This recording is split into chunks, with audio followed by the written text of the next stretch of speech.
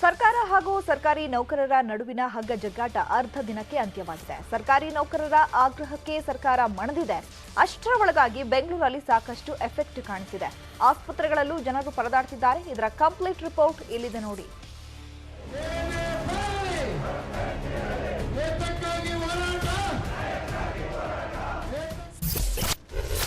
ಸರ್ಕಾರಿ ನೌಕರರ ಮುಷ್ಕರ ಅರ್ಧ ದಿನಕ್ಕೆ ಅಂತ್ಯ. ನೌಕರರ ಬೇಡಿಕೆಗೆ ಮಧ್ಯಂತರ ಮದ್ದು ಅರೆದ ಸಿಎಂ. ರಾಜ್ಯ ಸರ್ಕಾರಿ ನೌಕರರು ಶೇಕಡ 40ರಷ್ಟು ವೇತನ ಹೆಚ್ಚಳ ಹಾಗೂ ಎನ್ಪಿಎಸ್ ರದ್ದು ಮಾಡಿ ಓಪಿಎಸ್ ಜಾರಿ ಮಾಡಬೇಕು ಅನ್ನುವಂತ ಆಗ್ರಹ ಮಾಡಿ ಎಂದಿನಿಂದ ಮುಷ್ಕರಕ್ಕೆ ಕರೆಯನ್ನು ನೀಡಿದ್ರು. ಆದರೆ ಸರ್ಕಾರಿ ನೌಕರರ ಆಗ್ರಹಕ್ಕೆ ಮಣಿದಂತ ರಾಜ್ಯ ಸರ್ಕಾರ ಶೇಕಡ 17ರಷ್ಟು ವೇತನ ಹೆಚ್ಚಳ ಮಾಡಿ ಸಿಎಂ ಘೋಷಣೆ ಮಾಡಿದ್ರು. ಏಪ್ರಿಲ್ 1ರಿಂದ ಜಾರಿಗೆ ಬರುವಂತೆ ವೇತನ ಹೆಚ್ಚಳ ಮಾಡಿ ಆದೇಶವನ್ನ ಮಾಡಿದ್ದಾರೆ. ಇದರಿಂದ ಸಂಪೂರ್ಣ ತೃಪ್ತಿಯಾಗಿಲ್ಲ. ಮುಂದಿನ ದಿನಗಳಲ್ಲಿ ನ್ಯಾಯ ಸಿಗಲಿದೆ ಅಂತ ಸರ್ಕಾರಿ ನೌಕರರ ಅಧ್ಯಕ್ಷ ಷಡಾಕ್ಷರಿ ಹೇಳಿದ್ದಾರೆ. ಇರುವಂಥ ಪರಿಸ್ಥಿತಿ ಬಗ್ಗೆ ಅವರು ಮುಕ್ತವಾಗಿ ಮಾತಾಡಿದ್ದಾರೆ, ನಾವು ಮುಕ್ತವಾಗಿ ಮಾತಾಡಿದ್ದೇವೆ.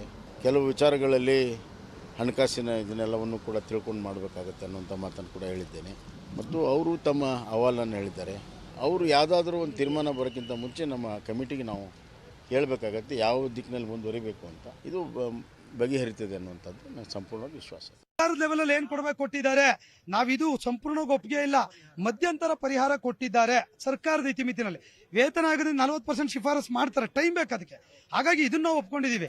ಸರ್ಕಾರಿ ನೌಕರರಿಗೆ ಎನ್ಪಿಎಸ್ ಬದಲು ಓಪಿಎಸ್ ಜಾರಿ ಮಾಡಬೇಕು ಅನ್ನುವಂತ ಆಗ್ರಹಕ್ಕೂ ಮಾನ್ಯತೆ ಕೊಟ್ಟಿರುವಂತ ಸರ್ಕಾರ ಹಣಕಾಸು ವಿಭಾಗದ ಅಪರ ಮುಖ್ಯ ಕಾರ್ಯದರ್ಶಿ ನೇತೃತ್ವದಲ್ಲಿ ಸಮಿತಿ ರಚನೆ ಮಾಡುವುದಾಗಿ ಸಿಎಂ ಘೋಷಣೆ ಮಾಡಿದ್ದಾರೆ. ಓಪಿಎಸ್ ಜಾರಿ ಮಾಡಿದ ರಾಜ್ಯಗಳ ಸ್ಥಿತಿಗತಿ ಅಧ್ಯಯನ ಮಾಡಿ ವರದಿಯನ್ನ ಸಲ್ಲಿಸಲಿಕ್ಕೆ 2 ತಿಂಗಳ ಗಡುವನ್ನು ನೀಡಿದೆ. ಇವತ್ತು ಒಂದು ಅಪರ ಮುಖ್ಯ ಕಾರ್ಯದರ್ಶಿಗಳ ಅಧ್ಯಕ್ಷತೆಯಲ್ಲಿ ಸಮಿತಿಯಾಗಿದೆ. 2 ತಿಂಗಳ ಒಳಗಾಗಿ ಒಂದು ವರದಿಯನ್ನು ಕೊಡಬೇಕು, ಅನುಷ್ಠಾನ ಮಾಡಲಿಕ್ಕೆ ಬಹಳ ಸ್ಪಷ್ಟವಾಗಿ ಹೇಳಿದ್ದಾರೆ. ಅದು ಒಂದು ಅಲ್ಪ ಸಮಾಧಾನ ಅಷ್ಟೇ, ನಮಗೆ ಪೂರ್ಣ ಸಮಾಧಾನ ಇಲ್ಲ. ಅದರ ರದ್ದತಿ ಆಗುವಂತ ವಿಚಾರದಲ್ಲಿ ನಿಮಗೆಲ್ಲ ಗೊತ್ತಿದೆ ಪಾಲಿಸಿ ಮ್ಯಾಟರ್ ಹೇಗೆ ಆಗ್ತದೆ ಅಂತೇಳಿ. ಅದಕ್ಕೂ ಕೂಡ ನಾವು ಸರ್ಕಾರಕ್ಕೆ ನಮ್ಮ ಪೂರ್ಣ ಪ್ರಮಾಣ ತೃಪ್ತಿ ತಂದಿದೆ ಅಂತ ಇಲ್ಲ. ಆಸ್ಪತ್ರೆಗಳಲ್ಲಿ ಜನರಿಗೆ ಟ್ರೀಟ್ಮೆಂಟ್ ಸಿಗದೆ ಪರದಾಟ. ಸರ್ಕಾರಿ ನೌಕರರ ಪ್ರತಿಭಟನೆ, ಚಿಕಿತ್ಸೆ ಸಿಗದೆ ಗರ್ಭಿಣಿ ಕಣ್ಣೀರು. ಸರ್ಕಾರಿ ನೌಕರರ ಮುಷ್ಕರದಿಂದ ರೋಗಿಗಳು, ಗರ್ಭಿಣಿಯರು ಅಕ್ಷರಶಃ ನರಳಾಡಿದ್ರು. ಚಿಕಿತ್ಸೆ ಸಿಗದೆ ರೋಗಿಗಳು ಪರದಾಟವನ್ನು ಮಾಡಿದ್ರು. ಓಪಿಡಿ ಸೇವೆ ಸಂಪೂರ್ಣ ಬಂದಾಗಿತ್ತು. ಚಿಕಿತ್ಸೆಗಾಗಿ ಬಂದಂತ ರೋಗಿಗಳು ನೋವಿನಲ್ಲಿ ವಾಪಸ್ಸಾದ್ರು. ರಾಜಧಾನಿಯ ಪ್ರಮುಖ ಸರ್ಕಾರಿ ಆಸ್ಪತ್ರೆಗಳಲ್ಲಿ ಓಪಿಡಿ ಸೇವೆ ಸ್ಥಗಿತವಾಗಿತ್ತು. ಕುರುಬರಹಳ್ಳಿ ನಿವಾಸಿ ಸ್ನೇಹ 3 ಆಸ್ಪತ್ರೆ ಸುತ್ತಿದ್ರು, ಚಿಕಿತ್ಸೆ ಸಿಗಲಿಲ್ಲ ಅಂತ ಕಣ್ಣೀರಿಟ್ರು. ಚೆಕಪ್ ಬಂದರೆ ಬ್ಲಡ್ ರಿಪೋರ್ಟ್ ಬೇಕು ಅಂತ ಹೇಳ್ತಿದ್ದಾರೆ. ಅದು ಮಾಡ್ಸಕ್ಕೆ ಬಂದರೆ ನಿಮ್ಗೆ ಮಾಡ್ಸೋಕ್ಕಾಗಲ್ಲ, ಅರ್ಜೆಂಟನ್ನೇ ಹೋಗಿ ಪ್ರೈವೇಟಲ್ಲಿ ಮಾಡಿಸ್ಕೊಳ್ಳಿ ಅಂತ ಹೇಳ್ತಿದ್ದಾರೆ. ಅಲ್ಲಿ ನಾರ್ಮಲ್ ಡೆಲಿವರಿ ನಿನ್ಗೆ ಆಗೋದು ಕಷ್ಟ ಇದೆಮ್ಮ, ಪಾಪ ಬೇರೆ ಸ್ವಲ್ಪ ಸೈಡಿಗೆ ಬಂದುಬಿಟ್ಟಿದೆ, ನೀನು ಆದಷ್ಟು ಇಲ್ಲೇ ತೋರಿಸ್ಕೋ, ಇಲ್ಲ ವಾಣಿ ವಿಲಾಸಕ್ಕೆ ತೋರಿಸು ಅಂದರು. ನಿನ್ನೆ ಅಲ್ಲಿಗೆ ಹೋಗಿದ್ವಿ, ಅಲ್ಲಿಗೆ ಆಗಲ್ಲ ಡಾಕ್ಟ್ರ್ ಇಲ್ಲ ಹಂಗೆ ಅಂತ ಹೇಳಿ ಕಳಿಸ್ಬಿಟ್ರು. ನಮಗೆ ಗೊತ್ತಿಲ್ಲ, ಇಲ್ಲ ನಿನ್ನೆ ನಾವು ಬಂದಿಲ್ಲ, ಇವತ್ತೇ ಬಂದಿದ್ದು. ನಮಗೆ ಗೊತ್ತಿಲ್ಲ, 3 ವರ್ಷ ಆಯಿತು. ನಾನು ಯಾರು ಇನ್ಫಾರ್ಮೇ ಮಾಡಿಲ್ಲ. ನಾವು ಇರುತ್ತೆ ಅಂತ ನಾವು ಚಾಮರಾಜಪೇಟೆಯಿಂದ ನಾವು ಬಂದಿದ್ದೀವಿ.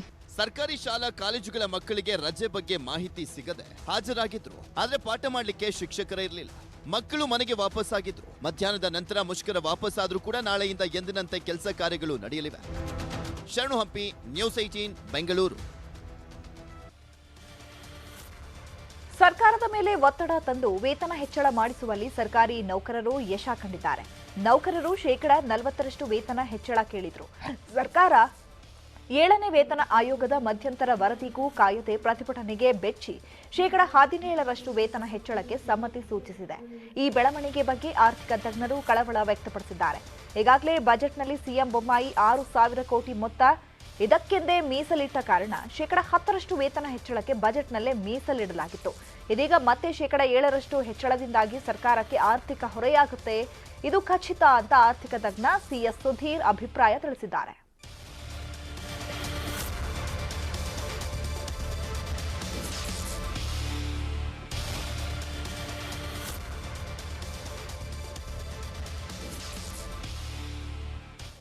ಈಗ ಇವರೇನು ಬೇಡಿಕೆಗಳನ್ನ ಇಟ್ಕೊಂಡಿದ್ದಾರಲ್ಲ ನಮ್ಮ ಎಂಪ್ಲಾಯೀಸ್ ಅಸೋಸಿಯೇಷನ್ ಇಂದ, ಆ ಬೇಡಿಕೆಗಳು ಒಂದು ಕಡೆ, ಆ ಬೇಡಿಕೆಗಳ ಬೇಸಿಸ್ ಮೇಲೆ ಮತ್ತೆ ಸರ್ಕಾರದ ಇವತ್ತಿನ ಹಣಕಾಸಿನ ಸ್ಥಿತಿಗತಿಗಳನ್ನ ನೋಡಿಕೊಂಡೆ 7th ಪೇ ಕಮಿಷನ್ ಅವರು ಮತ್ತೆ ಬೇರೆ ರಾಜ್ಯದ ಪೇ ಸ್ಕೇಲ್ ಹೇಗಿದೆ ಸರ್ಕಾರಿ ಎಂಪ್ಲಾಯೀಸ್ಗಳಿಗೆ, ಕೇಂದ್ರ ಸರ್ಕಾರದ ಪೇ ಸ್ಕೇಲ್ ಹೇಗಿದೆ, ಇದೆಲ್ಲವನ್ನು ಅದು ಅವರಿಗೆ ಒಂದು ಮಾಪನ ಇರುತ್ತೆ. ಅದರ ಬೇಸಿಸ್ ಮೇಲೆ ಆ ಮಾನದಂಡಗಳನ್ನ ಇಟ್ಕೊಂಡು ಇವರು ಒಂದು ರೆಕಮೆಂಡೇಶನ್ ಕೊಡ್ತಾರೆ. ಆ ರೆಕಮೆಂಡೇಶನ್ ಇಂಟ್ರಿಮ್ ರಿಪೋರ್ಟ್ ಆಗಲಿ ಅಥವಾ ಫೈನಲ್ ರಿಪೋರ್ಟ್ ಆಗಲಿ, ಏನು CM ಹೇಳಿದಾರಲ್ಲ, ಅದು ಬರ್ತಿದ್ದಂಗೆ ಇದನ್ನ ಎಕ್ಸಿಕ್ಯೂಟ್ ಮಾಡ್ತೀವಿ ಅಂತ ಹೇಳಿದ್ದಾರೆ.